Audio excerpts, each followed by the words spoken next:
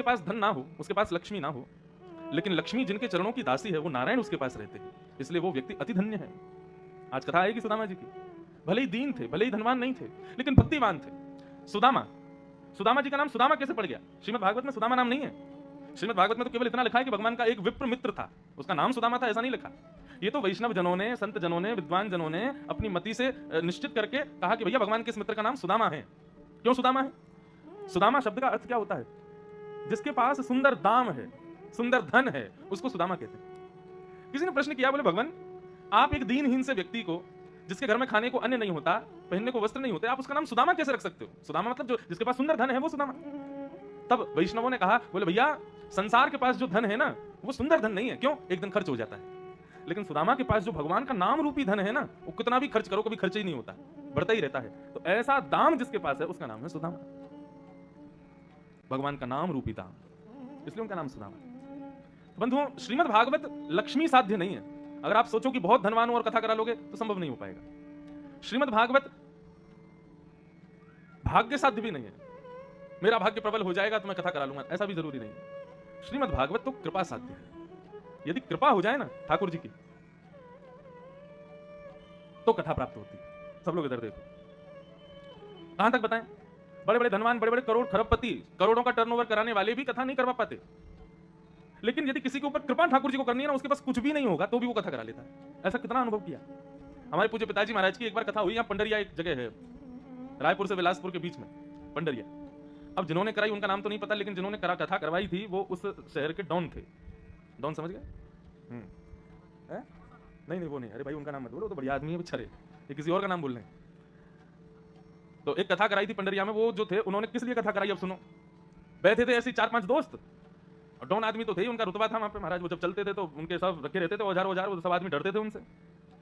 तो बस इसलिए कथा करा ली कि किसी ने कह दिया भाई तू बहुत धनवान बनता है, बहुत ये बनता है, तू कथा करा के दिखा। तो माने उसकी भगवान में कोई रुचि उची नहीं थी, केवल पैज में, केवल शर्त लगी थी दोस्त से कि कथा करानी है। बोले कथा तो मैं करा के रहूंगा चाहे दुनिया हिल जाए।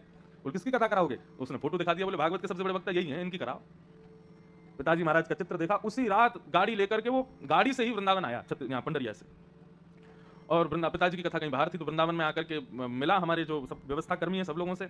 सबने व्यवस्था बताई, भैया ऐसा पंडाल बनाना पड़ता है, इस प्रकार प्रचार प्रसार करना पड़ता है, रहने सहने की सबकी अच्छी उत्तम व्यवस्था करनी पड़ती है, सबको भोजन प्रसादी की व्यवस्था देनी पड़ती है। अब तो जो कहते हैं ना जिसके सिर पर वो सवार होता है रुतबा, वो फिर सब मना थोड़ी, अरे महाराज ये सब मत बताइए मुझे, ऐसी व्यवस्था करूंगा आपने जीवन में नहीं देखी होगी। तो सब लोग बोले भैया बढ़िया आदमी होगा, इतना जब विश्वास से बोल रहा है कि ऐसी व्यवस्था करूंगा जीवन में नहीं देखी होगी, तो फिर आनंद ही आएगा फिर इसकी कथा में। तो बोले मुझसे और कुछ मत बताइए, कितनी दान दक्षिणा आदि करनी है मुझे वो बता दो, बाकी सब व्यवस्था हो जाएगी। तो उसको सब बताया, भैया इतना खर्चा हो जाता है, आने जाना सब कुछ करना, सब चीज पर हाँ बोलता चला गया। हाँ ठीक है सब करूंगा, एक नंबर व्यवस्था होगी, ऐसी होगी, बस मेरे को कथा की डेट दीजिए। पिताजी ने 1 साल बाद, उनकी कथा का समय खाली था, वो डेट उसको दे दी, भाई 1 साल बाद तुम्हारे यहाँ कथा होगी। ठीक है। 1 साल तक बीच में कई कथाओं में वो व्यक्ति पहुंचा, आकर के बार बार कहे महाराज तैयारियां चल रही हैं और ऐसे कर रहा हूँ वैसे कर रहा हूँ, आपको आना है। बोले आएंगे भैया आएंगे सब। तो काफी पुरानी बात है। उसके बाद से फिर हम कथाओं की व्यवस्था के लिए 10 दिन पहले किसी ना किसी को भेज देते हैं, भाई देख के आओ। तब तक नहीं भेजते थे लेकिन हर जगह नहीं भेज पाते थे, क्योंकि व्यस्तता इतनी रहती थी पिताजी की। फोन पे बात चल रही थी, बोले हाँ सब व्यवस्था, पंडाल बन गया, ये हो गया वो हो गया, सब बात हो गई। तो कलकत्ता से कहीं से कथा करके पिताजी सीधे रायपुर, एयरपोर्ट पर कोई लेने ही नहीं आया। पिताजी ने फोन करवाया, भैया कहाँ है पूछो उनसे। बोले कि हम अभी चल दिए हैं पंडरिया से, आप थोड़ी देर बैठो, एयरपोर्ट पर आ रहे हैं अभी। पिताजी बोले भाई बड़ा विचित्र प्राणी है, अभी चला है पंडरिया से, अभी 2-3 घंटे में यहाँ पहुंचेगा, फिर लेगा, फिर लेके जाएगा। हम सुबह से भूखे प्यासे चले हैं। रायपुर में बहुत वैष्णव है, पिताजी के शिष्य, जिंदल परिवार पूरा उन्हीं का शिष्य है। पिताजी अपनी व्यवस्था करके पंडरिया पहुंच गए। अब पंडरिया पहुंचे तो उसको फोन करें, वो कहे मैं तो रायपुर आ गया, आप पंडरिया क्यों चले गए? अब रुको पंडरिया में, मैं आ रहा हूँ वापस। बोले अरे तुम आते रहना, हमारी व्यवस्था बताओ, रुकना कहाँ है? बोले रुकने की व्यवस्था मैं बता तो रहा हूँ, अभी 1 घंटा में इंतजार करो, मैं बता रहा हूँ कहाँ है। अरे भैया ऐसे होता है क्या, इतने दूर से आ गए, बताओ कहाँ रुकना है।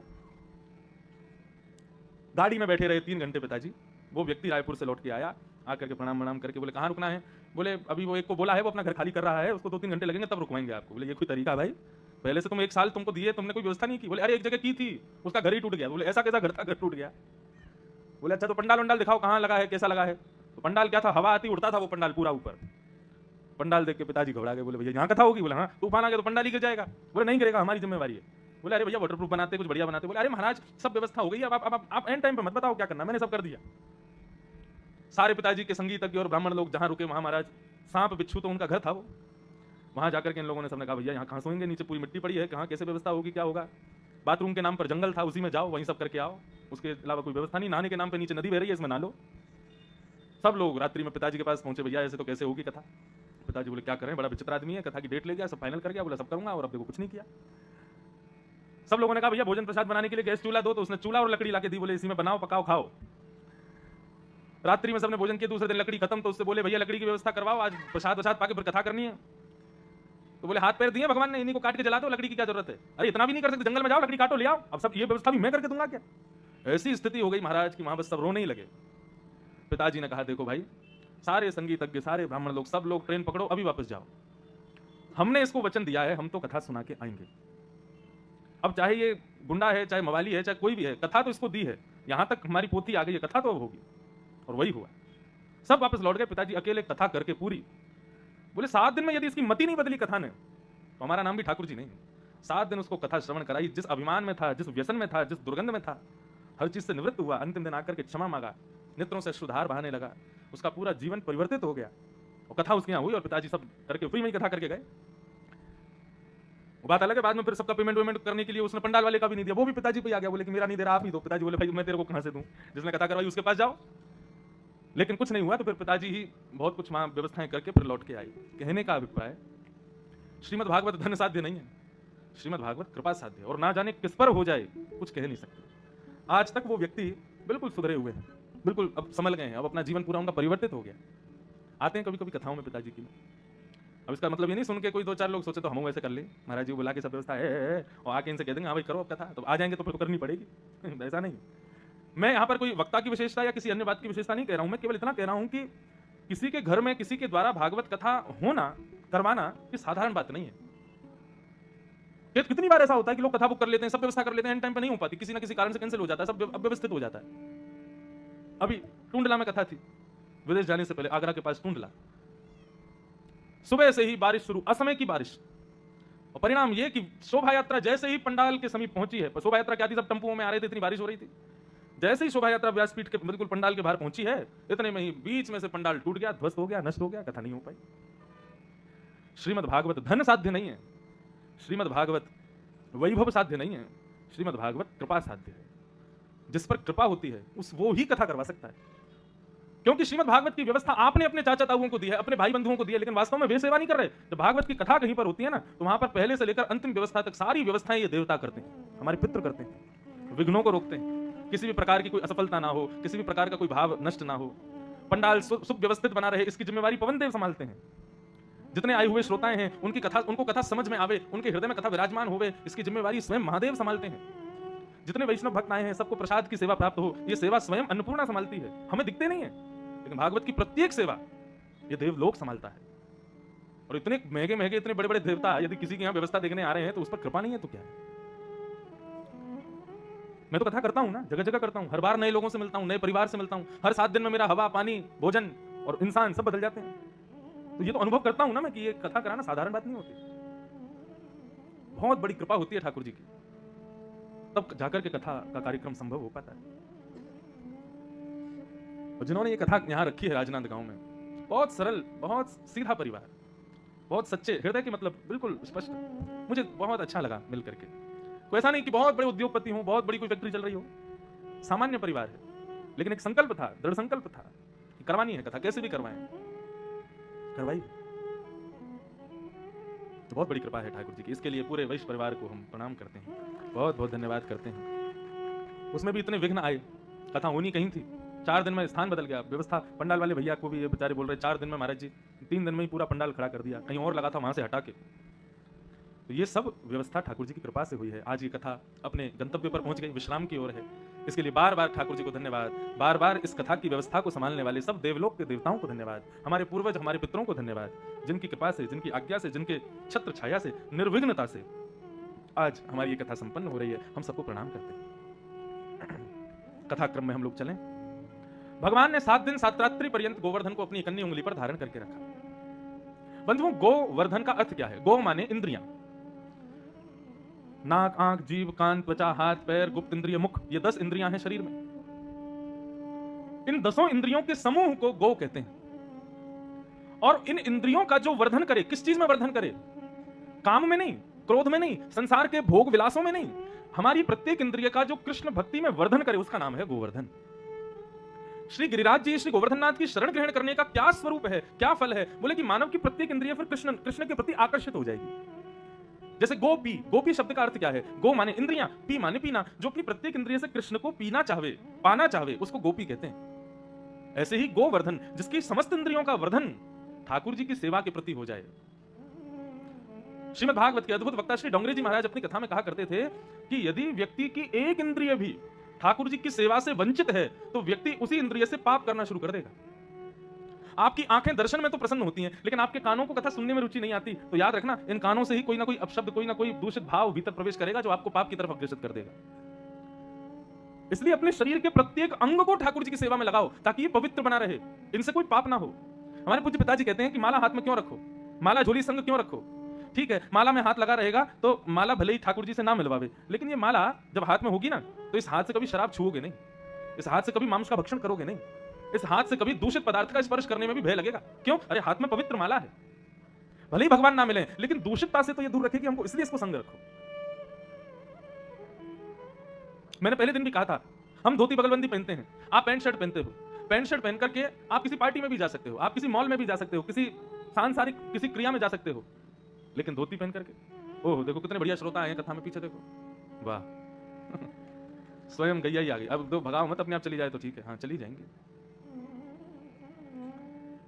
परिक्रमा लगा के चली गई कथा की। लो 33 करोड़ देवता आ गए कथा में बस लड़े नहीं, किसी पर चढ़े नहीं, गए। बोले वृंदावन बिहारी लाल की जय। भक्त की बुद्धि गलत ना सोचे, जो हो जाए सामने उसमें भी कुछ अच्छा सोचे। अब यही कोई शादी ब्याह होता तो डंडा लेके भगा रहे होते, कहां से आगे भगाओ इनको, लेकिन कथा है भाव क्या आया कि अभी देवताओं को प्रणाम किया तो देवता प्रणाम स्वीकार करने गऊ के रूप में आ गए। 33 कोटि देवता का निवास है गऊ में। तो मैं क्या बता रहा था, आप पैंट शर्ट पहन के किसी भी स्थान पर जा सकते हो, मायावी स्थान, मायावी स्थान मतलब सांसारिक स्थान, लेकिन धोती पहन के आप किसी पार्टी में नहीं जा सकते। धोती पहन करके आप किसी सांसारिक क्रियाओं में प्रवेश करोगे तो 100 बार सोचोगे, और यदि कर भी गए हमारे जैसे हुए तो वहां बैठे जितने भी लोग हैं वो सब थोड़े से अव्यवस्थित हो जाएंगे आपके रूप को देखकर। अरे भाई धोती पहन करके पार्टी में आ गया, धोती पहन करके मॉल में आया, धोती पहन करके कैसे आया? हो ना हो, एक व्यक्ति का ही सही भाव तो बदलेगा आपको देख करके। अरे भाई देखो धोती पहना व्यक्ति बैठा है, मुझे थोड़ा अब कितनी बार होता है फ्लाइट में हम बगल में बैठे होते हैं जिसके, अब भोजन आता है तो भोजन जैसे परोसने वाले आते हैं तो कई फ्लाइटों में तो वेजिटेरियन मिलता है, लेकिन कई विदेश जाते हैं तो नॉन वेज भी मिलता है। अब बगल वाले व्यक्ति को तो मना कर नहीं सकते, तू मत खा, वो तो जो मन होगा, उसने टिकट के पैसे दिए, जो मन होगा खाएगा। लेकिन कितनी बार ऐसा देखा है कि व्यक्ति हमारे स्वरूप को देख करके हमसे पूछ लेता है, आपको कोई दिक्कत तो नहीं होगी यदि मैं नॉनवेज खाऊं? तो मैंने कहा भैया होगी तो सही, मेरे ठाकुर जी गले में बैठे हैं, माला झोली हाथ में लगी है, मैंने कहा ग्रंथ व्रंथ सब पास में रखे हैं, आप आज कृपा कर दो, अगर शाकाहारी ही खा लो तो बड़ी कृपा। हाँ नहीं महाराज जी, हम इसीलिए पूछ लिया, मैंने शाकाहारी पाते हैं, भले ही मेरे स्वरूप की वजह से सही, भले मुझे ठाकुर जी नहीं मिल रहे हैं उस स्वरूप से, लेकिन मेरे स्वरूप को धारण करने से एक व्यक्ति एक समय के लिए ही सही कम से कम दूषित वस्तु का त्याग तो कर रहा है, इसलिए धारण करना है। आप ऑफिस जाते हो, कॉलेज जाते हो, कई बच्चों को देखा मैंने, कई लोगों को घर में रहेंगे तिलक लगा के घूमेंगे, धोती पहन के घूमेंगे, लेकिन जैसे उनको स्कूल जाना होगा, कॉलेज जाना होगा, ऑफिस जाना होगा तो तिलक को मिटा देते हैं। मुझे तो बड़ी शर्म आवे तिलक मिटाने में, तिलक के बिना तो माथा ऐसा और लगता है सूना बिल्कुल। उनसे पूछो क्यों मिटा दिया? ऑफिस जा रहे हैं इसलिए। क्यों? ऑफिस में मना है तिलक लगाना? कहीं मना नहीं है। एक आध बार कोई टोक भी देगा तो क्या बुराई है? अरे शादीशुदा कन्या को देख करके पूछ ही लेता है व्यक्ति, ब्याह हो गया आपका? तो उसको शर्म आनी चाहिए बताने में कि मेरा ब्याह हो गया। ये तिलक लगाना, कंठी पहनना, धोती पहनना, ये आपके ब्याह का प्रतीक है। लोग मुझसे कहते हैं इतनी कम उम्र में आप ऐसी धोती वोती पहन के रहते हो। मैंने कहा रहते हैं। क्यों? मैंने कहा कोई विवाहिता कन्या मांग में सिंदूर क्यों रखती है, गले में मंगलसूत्र क्यों पहनती है, हाथों में चूड़ी क्यों पहनती है, धोती ही क्यों पहनती है? ये दिखाने के लिए कि वो सौभाग्यवती है, उसका ब्याह हो चुका है। ठीक वैसे ही हमारा तिलक, गले की कंठी माला और ये सब हमारी वेशभूषा ये दिखाती है कि हमारा भी ब्याह हो चुका है। किससे हो चुका है? बोले श्याम सुंदर से हो चुका है, हम ठाकुर जी के हो चुके हैं। ये प्रतीक है हमारे स्वरूप का। हम पहले से ही दिखा के चल रहे हैं कि भाई हम रिजर्व्ड हैं, तो दृष्टि मत डाल लेना हमारे ऊपर। किनको? दूषित विचारों को पहले से ही बोल देते हैं कि दूर रहना हमसे। क्यों? हमारा ब्याह हो चुका है। किससे? साक्षात योगेश्वर कृष्ण से। तो कुविचार, दुविचार, दूषित विचार ये सब पहले से अलग रहते हैं। बोले इस पे हमारा जोर नहीं चलेगा। क्यों? देख रूप से पता चल रहा है कि इसका ब्याह हो चुका है, ये रिजर्व्ड है। स्वरूप बहुत बड़ी रोल निभाता है आपके जीवन में। आप स्वरूप कैसा धारण करते हैं। और कुछ नहीं तो बंधु माथे पर तिलक तो होना चाहिए। ऐसा कहते हैं सूना माथा जिस व्यक्ति का होता है वो व्यक्ति कितना भी बड़ा भजनानंदी हो, अंत काल में यमराज दुविधा में पड़ जाते हैं कि इसको स्वर्ग भेजूं कि नर्क। क्यों? बोले क्योंकि वैष्णव चिन्ह तो है ही नहीं इसके शरीर पर।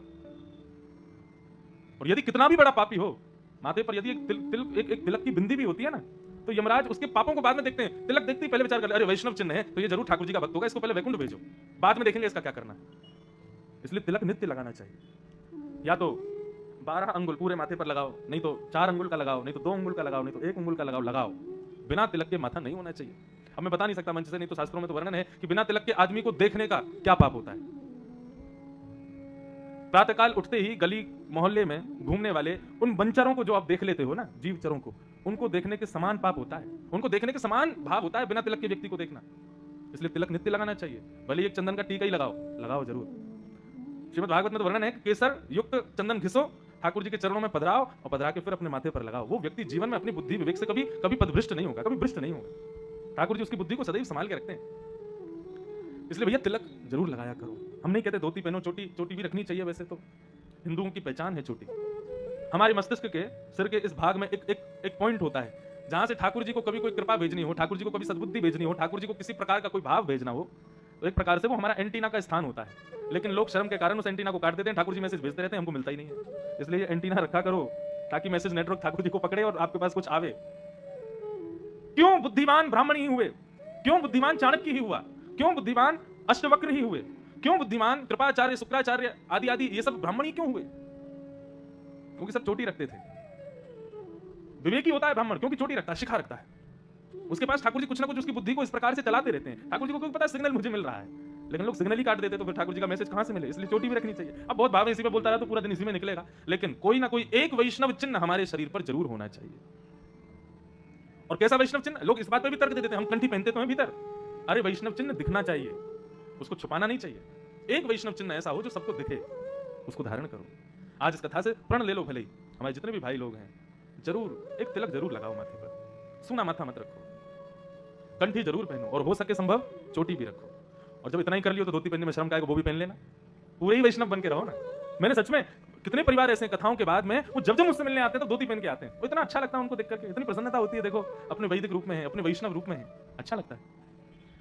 वैष्णवता सीखी जानी चाहिए। संत जब आवे तब उनका आदर कैसा हो, उनसे वार्ता कैसी हो, उनसे प्रश्न कैसे हो, वे आवे तो उनके कहां बैठना चाहिए, कैसे उनसे बोलना चाहिए, सब चीज सीखनी चाहिए। यही तो वैष्णवता है। तो भगवान ने गोवर्धन, गो यानी कि इंद्रियां और वर्धन मतलब भगवत चरण में उनका वर्धन करना, उनकी वृद्धि करना, यही है गोवर्धन। ऐसे गोवर्धन को ठाकुर जी ने 7 दिन 7 रात्रि पर्यंत अपनी कन्या उंगली पर धारण किया। इंद्र आए, इंद्र ने आकर के भगवान से क्षमा मांगी और क्षमा मांग करके अपनी गलती स्वीकार की। बंधुओं नोट कीजिएगा इस बात को, मानव का सबसे बड़ा सद्गुण क्या है? उसका सुंदर होना, उसका अच्छा गायन करना, उसका अच्छा बोलना, उसका अच्छी क्रियाएं करना, ये सब उसके सद्गुण हैं, लेकिन श्रेष्ठ सद्गुण नहीं है। मानव का श्रेष्ठ सद्गुण क्या है? मानव का श्रेष्ठ सद्गुण है अपने अवगुणों को स्वीकार करना, अपने अवगुणों को मानना कि हाँ मुझ में ये कमी है, मुझ में ये अवगुण है। ये स्वीकारीकरण जो है ना अवगुणों का, ये मानव का सबसे बड़ा सद्गुण है। हम लोग जब आरती करते हैं, आरती करने के बाद में आरती लेते हैं तो उसका एक मंत्र है, हम ठाकुर जी से कहते हैं पापो हम पाप कर्मा हम पापात्मा पाप संभव त्राहि मां पुंडरीकाक्ष सर्व पाप हरो हरि। इसका अर्थ क्या? पापो हम, हे नाथ, मैं अभी कहीं से पाप करके आ रहा हूं। पाप कर्मा हम, मैं अपने कर्म में कोई ना कोई पाप करता ही हूं। पापात्मा, अब तो ये स्थिति हो गई कि मैं पूर्ण रूपेण पापात्मा बन गया हूं, पूरा पापी ही बन गया हूं। और पाप संभव, आपकी आरती करने के बाद अभी भी कहीं जाके पाप ही करूंगा। पाप करके आया हूं, पाप करने जा रहा हूं, पापी ही हूं। लेकिन त्राहि मां पुंडरीकाक्ष, हे पुंडरीकाक्ष, ये पाप मैंने जानबूझ के नहीं किया। संसार में कई सारी ऐसी स्थितियां कि वो हो जाती हैं, हम करते नहीं है। इसलिए प्रभु सर्व पाप हरो हरि, मेरे पापों का हरण करो। अब यहां पर यह कहना कि पापो हम, मैं पापी हूं, ये अपने अवगुणों का स्वीकार है। व्यक्ति जैसे ही अपने अवगुण स्वीकार करता है ना, भगवान कहते हैं उसकी मति में तभी शुद्ध कर देता हूं, तभी पवित्र कर देता हूं। सूरदास जी कहते हैं, कौन कुटिल खल कामी मौसम, कौन कुटिल खल कामी, जो तन दियो ताहि बिसरायो, ऐसो नमक हरामी। कौन कुटिल खल कामी मौसम, कौन कुटिल खल कामी। सूरदास जी कहते हैं कौन कुटिल खल कामी मौसम, अपने अवगुणों का स्वीकारो, यहां मुझ में ये दोष है, ये सबसे बड़ा सद्गुण है। इंद्र ने स्वीकार किया कि मैंने अपराध किया है, अपने अपराध को आकर के स्वीकार करके दंड की इच्छा रखी है। भगवान से कहता है मुझे दंड दे दीजिए भगवान, लेकिन नाराज मत होना, मार लो पीट लो जो करना है सब कर लो, लेकिन मुझसे नाराज मत होइए। देव ही नाराज हो गए, कृष्ण ही नाराज हो गए, तो बंधुओं फिर तो जीना ही नहीं चाहिए। व्यक्ति को ऐसे को तो फिर कहीं जाके प्राण त्याग ही कर दे, भगवान नाराज हो गए। ऐसी कभी कोई क्रिया मत करो जिससे ठाकुर जी नाराज हो मत। और मैंने शायद एक दिन कथा में बताया था, ठाकुर जी की सेवा में कोई अपराध हो जाए ठाकुर जी क्षमा कर देंगे, कोई बात नहीं। आपने भोग लगाया, नमक ज्यादा पड़ गया, कोई दिक्कत नहीं, मिर्ची ज्यादा हो गई, कोई दिक्कत नहीं। मिठाई जो रखी थी बासी हो गई, कोई दिक्कत नहीं, ठाकुर जी सब स्वीकार कर लेंगे। निलाते समय ठाकुर जी हाथ से फिसल गए, गिर गए, लग गई बेचारों को, कोई दिक्कत नहीं, सब स्वीकार कर लेंगे ठाकुर जी। लेकिन भगवान कहते हैं मेरे किसी वैष्णव का कभी अपमान मत करना, अपराध मत करना, वो उसके लिए मैं तुमको क्षमा नहीं करूंगा। मेरी भक्ति में कोई दिक्कत हो जाए, नो प्रॉब्लम, मैं तुम्हारा हूं, जैसे रखोगे रह लूंगा, लेकिन मेरे किसी वैष्णव भक्त का कभी अपमान मत करना, कभी अपराध मत करना, कभी उसका तिरस्कार मत करना। यदि ये किया तो मैं तुमको नहीं छोड़ूंगा। इसलिए ठाकुर जी कभी नाराज ना हो, इसके लिए बंधुओं कभी वैष्णव भक्त कभी किसी का अपमान मत करो, कभी किसी का परिहास मत करो। इंद्र ने आके क्षमा मांगी, भगवान ने क्षमा कर दिया, और तत्पश्चात ठाकुर जी का आगे की लीला में गायों ने आकर के भगवान का नाम रख दिया, और ठाकुर जी को नाम मिला क्या? गोविंद। गौ माने गाय, और गौ माने इंद्रियां, और गौ माने ज्ञान। गौ माने ज्ञान भी होता है, विंद माने रक्षक, उनका जो रक्षक है उसका नाम है गोविंद।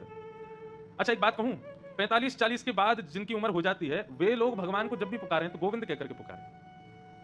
स्थिति कैसी होनी चाहिए? जब उठो तब गोविंद कहो, बैठो गोविंद कहो, सो गोविंद कहो, कहीं जाओ गोविंद कहो। गोविंद शब्द, यदि वृद्धावस्था में गोविंद शब्द का उच्चारण करते हैं तो एक प्रकार से कुंती की स्तुति में यह भाव आता है कि कुंती भगवान को गोविंद कहकर पुकारती है। तब किसी ने पूछा कि कुंती ने भगवान को गोविंद क्यों कहा? तब कुंती का भाव बताते हैं कि कुंती भगवान से कहती है कि हे कृष्ण, आप कौन हो? आप गोपाल हो, गोपालक हो, और ये सारी सृष्टि के जितने भी मानव हैं ये सब आपकी गौशाला की गैया हैं। कोई छोटी गैया, कोई मझली गैया, कोई बड़ी गैया, कोई बूढ़ी गैया।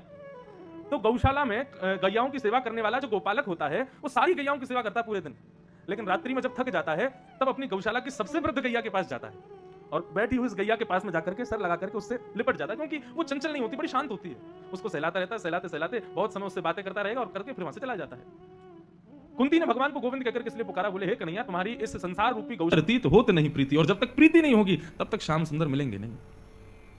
तब किशोरी जी ने सुख पक्षी को आज्ञा की कि हे सुख, तुम पृथ्वी पर जाओ और जिनका तुम नाम गाते हो ना, इनकी कथा सुन करके आओ, इनकी कथा में रम करके आओ, तब मेरी प्राप्ति होगी, नहीं तो लौट करके मेरे पास आना मत। श्री शुक मूर्छित भय माश शठ, 6 महीने के लिए मूर्छित हो गए शुकाचार्य जी। किशोरी जी से वियोग जब हुआ तब पुनः किशोरी जी की प्राप्ति के लिए शुकाचार्य जी ने पृथ्वी पर आकर के पहले महादेव से अमर कथा को श्रवण किया और फिर वेद व्यास जी के यहां पुत्र रूप में जन्म लेकर के संपूर्ण भागवत को अपने हृदय में धारण किया और परीक्षित को सुना करके, कहीं भी ग्रंथों में वर्णन नहीं है कि सुखदेव जी कहां गए, कथा सुनाते पूरी करते सीधे श्री शुकाचार्य जी किशोरी जी की शरण में चले गए। तब किशोरी जी ने उनको स्वीकार किया कि हाँ, अब तुम कथा में रम करके आ गए हो, अब तुम उनके स्वभाव से, उनके भाव से, उनकी प्रत्येक क्रिया से अब तुम परिचित हो गए हो, अब तुम मेरे पास रहने योग्य हो। यह बात मैं क्यों बता रहा हूं? हापुड़ में किशोरी जी के उपासक बहुत हैं, लेकिन किशोरी जी किसको स्वीकार करती हैं? जो ठाकुर जी की कथा में रमा हो, ओतप्रोत हो, लता पता हो। आप किशोरी जी का नाम गुणगान खूब करो, लेकिन जिस नाम को आपने गाया उस नामी के यदि उस स्वभाव से आप परिचित नहीं हो तो किशोरी जी को वो नाम प्रिय नहीं लगेगा। आपके मुख से नाम गाने में सुख ही उनको तभी आएगा जब कथा में रम। मैं कोई अपनी कथा, मैं तो आज जा रहा हूं कथा करके, लेकिन आप लोगों से निवेदन करके जा रहा हूं, कथा साधारण नहीं है बंधुओं। चारों युगों में जिनका प्रताप है, ऐसे श्री हनुमान जी महाराज को जब रघुनाथ जी जा रहे थे तो कह के गए तुम पृथ्वी पर ही रहो, हम सब जा रहे हैं गोलोक धाम, लेकिन तुम यहीं रहो। हनुमान जी बोले मैं नहीं रह पाऊंगा पृथ्वी पर। तब राम जी बोले अच्छा एक काम करें, तुमको हम एक वरदान देके जाते हैं। बोले क्या? बोले यत्र यत्र रघुनाथ कीर्तनम तत्र तत्र कृतमस्तकांजलिम बाष्पवारी परिपूर्ण लोचनम मारुतिम नमत राक्षसांतकम। जहां जहां मेरी कथा होगी तुम मुझसे प्रार्थना करोगे तो उस कथा में तुमको थोड़े क्षण के लिए जाने की मैं आज्ञा दे दूंगा, तुमको कथा यहां प्राप्त होगी पृथ्वी पर। तब हनुमान जी बोले फिर तो मुझे गोलोक धाम नहीं जाना, तब तो मैं यहीं रहूंगा ताकि मुझे कथा मिलती रहे। ऐसे श्री हनुमंत लाल कथा के रसिक हैं, इसलिए रघुनाथ जी के प्रिय हैं। ठीक वैसे ही हम ब्रजवासी हों चाहे ब्रजरज उपासी हों, लेकिन कथा में यदि हमारी रति नहीं है, कथा में यदि हमारी प्रीति नहीं है, ठाकुर जी स्वीकार नहीं करेंगे। और ठाकुर जी कर भी लेंगे, किशोरी जी नहीं करेंगी। हमारे माई श्यामा जू को राज, हमारे माई श्यामा जू को राज। ये गा उठोगे आप, जब कथा में रम जाओगे ना, कथा रोम रोम में प्रकट हो जाएगी। कथा सुनने में रति, सत्संग सुनने में, ठाकुर जी की मधुर चर्चा सुनने में जब रस आने लगेगा ना, तब इस पद को गाने का अधिकार प्राप्त होगा। तब समझना कि हाँ अब किशोरी जी ने अपना वरदहस्त रखा है। नाम में निष्ठा है, धाम में निष्ठा है, प्रसाद में निष्ठा है, लेकिन कथा में निष्ठा नहीं है तो आप इस पद के गाने के अधिकारी नहीं हो, क्योंकि आप पे ठाकुर जी की कृपा होगी, किशोरी जी की नहीं है। किशोरी जी की कृपा तो तब होती है जब ठाकुर जी की चर्चा सुनने में नेत्र सजल हो जाएं। वाष्पवारी परिपूर्ण लोचनम, इसका अर्थ क्या है? हनुमंत लाल जब कथा में आते हैं ना तो उनके नेत्र आंसुओं से भरे रहते हैं। मारुतिम नमत राक्षसांतकम। कथा में रति होना किशोरी जी की कृपा का पूर्ण फल है। एक बाबा थे हमारे मथुरा में, नाम में बड़ी निष्ठा थी उनकी, नाम में और कथा में, 2 चीजों में निष्ठा थी। इसके अतिरिक्त और कोई, उनसे कोई कहता बाबा बिहारी जी चलो, बोले तुम जाओ, क्यों बाबा आप क्यों नहीं जाओगे? बोले मेरे कमरा में बैठे हैं, चित्रपट के रूप में ठाकुर जी बैठे हैं, ये बिहारी जी से कम है? मैं इनको ही प्रणाम कर लूं और बाकी मेरी निष्ठा तो नाम में है, मैं अपने अंतर हृदय में ठाकुर जी को प्रकट करके उनको खूब सेवा कर लूं, बाकी समय मिले तो कथा सुन लूं, बस मैं इतना ही कर सकूं, यहाँ से अतिरिक्त मेरी सेवा है ना पा रही। लेकिन कभी कभी आपकी कथा की रत्ती से ठाकुर जी प्रसन्न होकर के अन्य निष्ठाएं ठाकुर जी प्रकट करवाते हैं। जैसे दर्शन में बहुत निष्ठा है आपकी कि बिहारी जी का दर्शन, राधा रमण जी का दर्शन, राधा वल्लभ जी का दर्शन, लेकिन ठाकुर जी के नाम जप में उतनी निष्ठा नहीं है। कई लोग होते हैं वो कहते हैं महाराज जी माला जपने जैसी बैठते हैं तो नींद आने लगती है, ठाकुर जी का नाम जब जैसी करने बैठते हैं मन विचलित होता है, भागता है इधर उधर। कभी कभी निष्ठाएं ठाकुर जी प्रकट करते हैं आपकी प्रथम निष्ठा से प्रसन्न होकर के। तो ऐसी हमारे मथुरा के एक महात्मा थे, उनकी नाम में बड़ी निष्ठा थी, कथा में निष्ठा थी, लेकिन ठाकुर जी के दर्शन में इतनी निष्ठा नहीं थी, सेवा में इतनी निष्ठा नहीं थी। नाम जप करते थे और 24 घंटे में से कम 20 घंटे नाम जप करते थे। भिक्षा मांगने के लिए जाते थे ब्रजवासियों के घर और जो मधुकरी प्राप्त होती थी उसी को पाकर के अपना निर्वहन करते थे। एक मैया के यहां वो जाते थे, माताएं बहुत शांति का परिचय दें, जो पीछे आ रही हैं या बैठ रही, बिल्कुल शांति से विराजो, बस 2-3 घंटा की परेशानी हो रही है, सहन कर लो, फिर तो जैसी आराम। तो वो महात्मा मधुकरी पाते थे। अच्छा, वृंदावन की ध्यान निष्ठा का एक रूप बताऊं? आप लोग सब वृंदावन उपासी हो, वृंदावन जाते हो। अन्य स्थानों में ध्यान के लिए बहुत कुछ करना पड़ता है, आसन लगाओ, शुद्धता का ध्यान रखो, एकांत में बैठो, तब चित्त बंद करोगे, नेत्र बंद करके चित्त में स्मरण करोगे, तब ठाकुर जी प्रकट होंगे। लेकिन वृंदावन में यदि ठाकुर जी का ध्यान करना है तो एक ही काम करना, किसी ब्रजवासी के यहां जाकर के अंजलि फैला करके थोड़ी सी मधुकरी मांग लेना और उस मधुकरी को, शीत प्रसादी को पाकर के श्री यमुना जल को माथे से लगा करके ब्रजरज को अपने द्वादश अंग में लेप करके श्री यमुना जी के तट पर ही नेत्र बंद करके बैठ जाना, तत्क्षण श्यामा श्याम हृदय में प्रकट हो जाएंगे। हमारे श्रीधाम वृंदावन में ध्यान की विधि प्रारंभ होती है ब्रजवासियों के यहाँ की शीत प्रसादी पाने से। अरे जिन ब्रजवासियों के यहाँ पर ब्रह्म परमात्मा भी मांग तो डोले, बिन बुलाए घुस जाए घर में, चोरी करके खा जाए, जिन ब्रजवासियों के यहाँ थे उन ब्रजवासियों के यहाँ जाकर के अंजलि फैला करके मांग भी लोगे ना, तो आपके अंदर का अहम नष्ट होगा और अहम नष्ट होते ही श्यामा श्याम प्रकट हो जाएंगे। आज तक खूब भारतीय ब्रजवासी और बड़े बड़े रेस्टोरेंटों में भोजन किया, अब की बार मेरे कहे से, नहीं तो मेरे घर ही आ जाइयो। हाँ, मैं भले ही ना भी मिलूं तो घर पे आके बस हमारी माता जी या जो भी मिले उनसे ही कह दियो, बोले महाराज जी कथा में कह के गए, यूं नहीं थाली लगा के मांगो, थाली लगा के ले आओ, भीतर से 5-6 रोटी और सब्जी नहीं, अंजलि फैलाओ, जितनो या में आ जाए उतनो दो।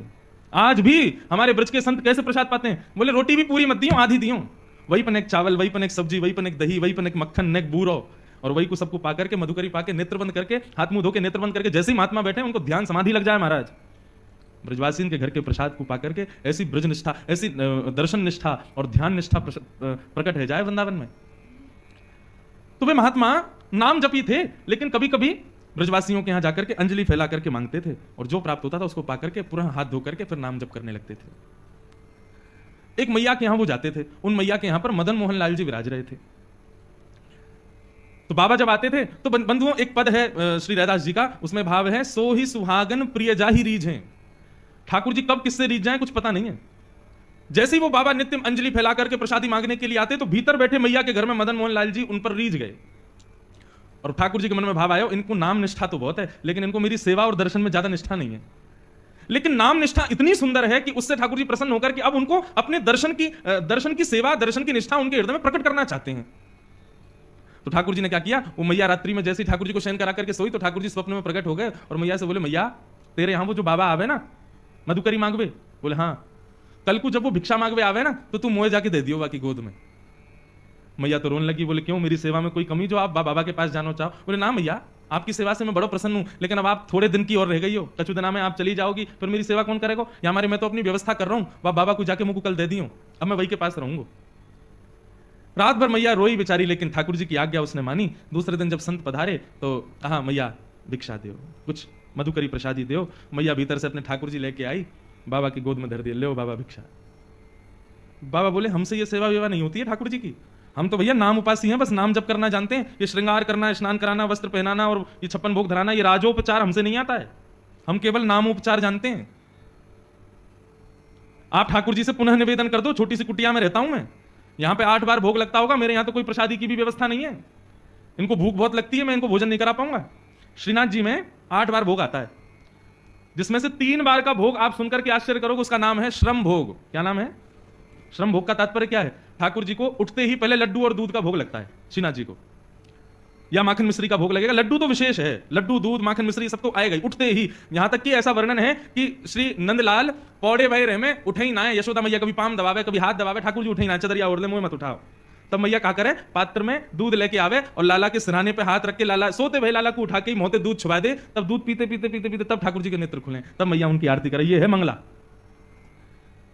आज भी श्रीनाथ जी में ठाकुर जी के शयन में ही दूध आ जाता है सुबह सुबह, और जो वहां मुखिया जी हैं वो दूध भोग को उठा के ठाकुर जी के अधर से छुपाएंगे, तब दीप प्रज्वलन वगैरह होंगे कि मतलब अब ठाकुर जी उठ गए, मतलब नींद में ही दूध पी में तब आंख खुले ठाकुर जी की। और श्रम भोग क्या है कि पहले आ गया मंगला भोग, फिर आएगा बाल भोग, और बाल भोग पाने के बाद फिर ठाकुर जी का श्रृंगार होगा, मुकुट धारण किया, माला धारण करी, सब करी, तो फिर कहे में कि भैया अब ठाकुर जी श्रृंगार करावे में थक गए, तो अब इनके लिए भोग लाओ, वो आता है श्रम भोग।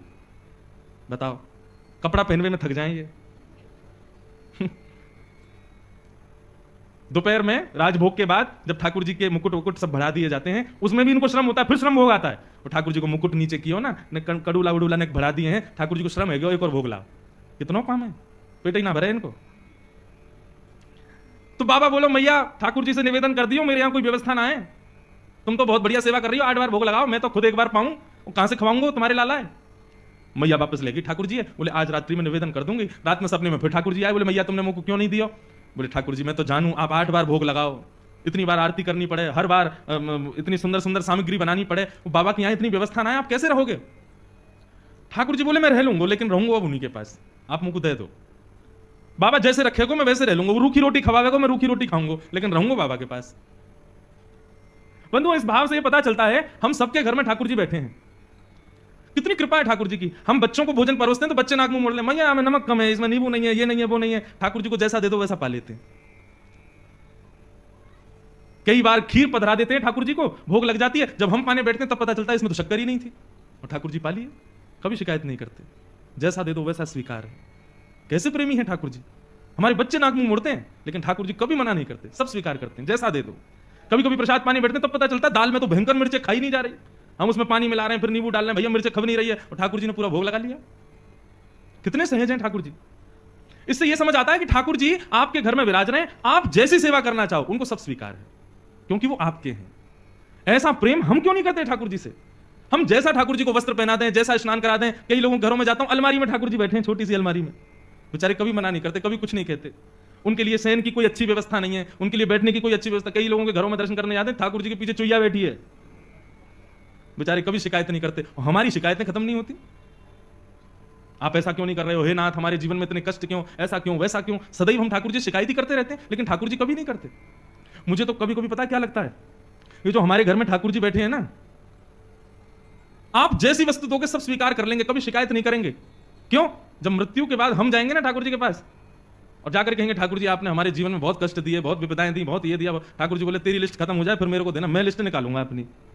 वादना चुईया बैठी मेरे सिर पर, कचू कही मैंने, तेने दाल में मिर्च ज्यादा डाली, कचू कही मैंने, वहां नमक कम आओ, बिल्कुल शक्कर नहीं डालो, खीर में तेने ऐसी खा लियो मैंने, कचू कही मैंने। एक दिन जली भई रोटी मुंह को दे दी तेने, मैंने कचू कही, प्रेम से पाए हो ना। तुम सबरो परिवार 3 दिन के लिए ब्याह में चले गए, मुंह को घर में छोड़ गए अकेले, कचू कही मैंने। तो फिर मुझसे शिकायत क्यों। तो कभी कोई मुझे लगता है घर में जो ठाकुर जी बैठे ना, ये सब हिसाब बराबर करने के लिए बैठे हैं, ताकि तुम कोई शिकायत ना कर पाओ उनसे। तो मैया ने बाबा से कही, बाबा वो ठाकुर जी बाबा के यहाँ कोई व्यवस्था नहीं है। ठाकुर जी बोले मैं रहूंगा वही के पास, चाहे कोई व्यवस्था ना हो। बाबा रूखी रोटी खवावे को मैं वही से रह लूंगा, लेकिन अब वही के पास रहूंगा।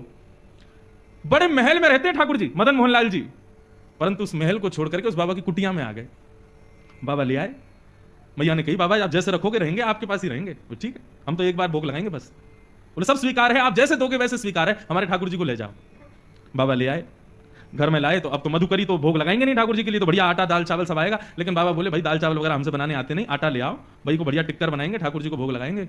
मैया के यहाँ गए, मैया थोड़ा सा आटा दे दो। आटो लाए, आटे में यमुना जल मिलाओ, मार के बढ़िया एक टिक्कर बना के कंडा पे सेक करके और ठाकुर जी के सामने पत्तल में पधरा दिए। बोले लाल जी 56 भोग खूब पाए, अब ये रूखी रोटी पाओ, बड़ी जिद करके आए हो, बड़े लड़ झगड़ के आए हो, अब रहो ऐसे ही। ठाकुर जी के सामने टिक्कर रख के और बाबा अपने नाम जप में चले गए। नाम जप करते रहे, 2-3 दिन तक ठाकुर जी टिक्कर पाते रहे। चौथे दिन जैसे ही नाम जप में बाबा बैठे तो अंत हृदय में ठाकुर जी प्रकट है गए। जैसे ही ठाकुर जी प्रकट हुए, बाबा बोलो ठाकुर जी प्रणाम, आप सुख से विराज रहे हो, कोई कमी तो नहीं है सेवा में। अरे ना बाबा, मुझको बड़ा बढ़िया लग रहा है, तुम्हारी कुटिया में खूब आनंद आ रहा है, सब कुछ बढ़िया है, सब आनंद है, बस एक निवेदन करना चाहूं आप पे। बाबा बोले आज्ञा करो। बोले बाबा तुम जो टिक्कर बनाए करो ना, रूखे आटे में तुम यमुना जल मिला करके मार के मुंह को खवाए दो, अब वहां में स्वाद तो कछु रहना है, 3-4 दिन ते तो मैं पा रहा हूं, लेकिन अब मुंह को यूं लग रही है कि कल ते नेक वहां में तुम राम रस मिला दे करो, नमक मिला दे करो आटे में, तो नेक खावे में नेक स्वाद आ जाएगा, बाकी सब आनंद है, कोई दिक्कत नहीं। बाबा बोलो ठीक है भैया, आपको बढ़िया टिक्कर पवाएंगे, कल से राम रस लगा देंगे। तो मैया के पास गए, मैया आज आटो दियो, आटे के संग में राम रस और दियो। मैया बोली है गए चट्टपने चालू, चलो आगे आगे देखियो कहा होएगा। अब तो दूसरे दिन आटे में नमक वमक मिला के बढ़िया टिक्कर बना के ठाकुर जी को पवाया। 2-4 दिन ठाकुर जी वैसे ही पाए, चौथे दिन ठाकुर जी फिर प्रकट हो गए। बाबा बोले ठाकुर जी सब आनंद, कोई कमी तो नहीं सेवा? बोले ना बाबा सब आनंद है रहो, खूब चकाचक पा रहे हैं हम तो, बस बाबा ने एक बात कह रहो। बोले कहा? तुमको मेरी आवाज ने कर्कश लग रही है? बाबा बोले हाँ नेक लग तो रही है कमजोर सी। बोले बाबा वो रूखी रोटी खा खा के मेरा गलो जो है वहां में रोटी इर्ज गई है। अरे सरकार आपको कष्ट है गए, इर्ज गई समझ गए, इर्ज गई मतलब फंस गई है। तो बाबा बोले आज्ञा करो। बोले मैं तो बस यूं कह रहा हूं कि कल ते नेक घी चुपड़ दोगे वहां में रोटी में, तो नेक वो नेक आसानी तो भीतर चली जाए करेगी। बाबा बोले मतलब अब कल से आटा नमक और घी भी लाना है। अरे बाबा ने बस घी लिए हो, जहाँ हम घी के बिना मक्खन के बिना तुम कभी ना रहे, आप सब पता है। बाबा बोले ठीक है। दूसरे दिन गए, मैया आज आटो दियो नमक दियो, नेक्स्ट तो घी और दे दियो। मैया बोली ले जाओ प्रेम से पवाओ। अब महाराज आटे में नमक वमक मिला के बढ़िया टिक्कर बना के घी चुपड़ दिया, ठाकुर जी को भोग लगाया। 4-5 दिन ठाकुर जी ने कोई शिकायत नहीं करी। 6 दिन बाद ठाकुर जी फिर प्रकट हुए। बाबा बोले ठाकुर जी अब तो ना रिझ रही गरे में? ना बाबा अब तो सब बढ़िया है, रोटी में बढ़िया नमक को भी स्वाद आ जाए।